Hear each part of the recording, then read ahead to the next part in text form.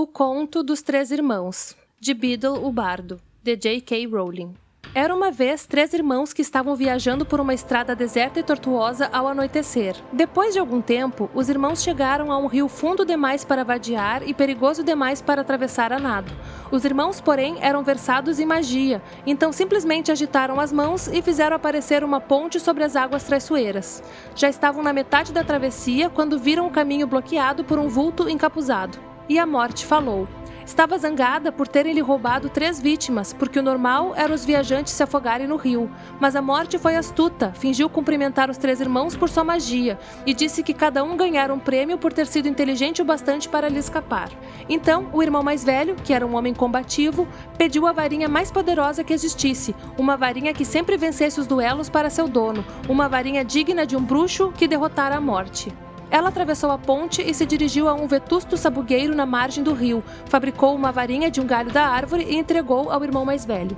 Então, o segundo irmão, que era um homem arrogante, resolveu humilhar ainda mais a morte e pediu o poder para restituir a vida aos que ela levara. Então a morte apanhou uma pedra da margem do rio e entregou-a ao segundo irmão, dizendo-lhe que a pedra tinha o poder de ressuscitar os mortos.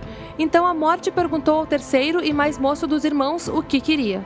O mais moço era o mais humilde e também o mais sábio dos irmãos, e não confiou na morte. Pediu então algo que lhe permitisse sair daquele lugar sem ser seguido por ela. E a morte, de má vontade, lhe entregou a própria capa da invisibilidade. Então, a morte se afastou para um lado e deixou os 3 irmãos continuarem a viagem, e foi o que eles fizeram, comentando, assombrados, a aventura que tinham vivido e admirando os presentes da morte. No devido tempo, os irmãos se separaram, cada um tomou um destino diferente. O primeiro irmão viajou 1 semana ou mais e, ao chegar a uma aldeia distante, procurou um colega bruxo com quem tivera uma briga. Armado com a varinha de sabugueiro, a varinha das varinhas, ele não poderia deixar de vencer o duelo que se seguiu. Deixando o inimigo morto no chão, o irmão mais velho dirigiu-se a uma estalagem, onde se gabou, em altas vozes, da poderosa varinha que arrebatara da própria morte, e de que a arma o tornava invencível.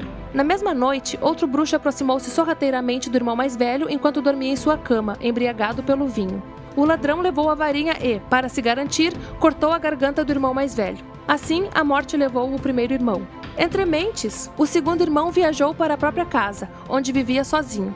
Ali, tomou a pedra que tinha o poder de ressuscitar os mortos e virou-a 3 vezes na mão. Para sua surpresa e alegria, a figura de uma moça que tivera esperança de desposar antes de sua morte precoce surgiu instantaneamente diante dele. Contudo, ela estava triste e fria, como que separada dele por um véu. Embora tivesse retornado ao mundo dos mortais, seu lugar não era ali, e ela sofria. Diante disso, o segundo irmão, enlouquecido pelo desesperado desejo, matou-se para poder verdadeiramente se unir a ela. Assim, a morte levou o segundo irmão. Embora a morte procurasse o terceiro irmão durante muitos anos, jamais conseguiu encontrá-lo. Somente quando atingiu uma idade avançada foi que o irmão mais moço despiu a capa da invisibilidade e deu-a de presente ao filho. Acolheu então a morte como uma velha amiga, e acompanhou-a de bom grado e, iguais, partiram dessa vida.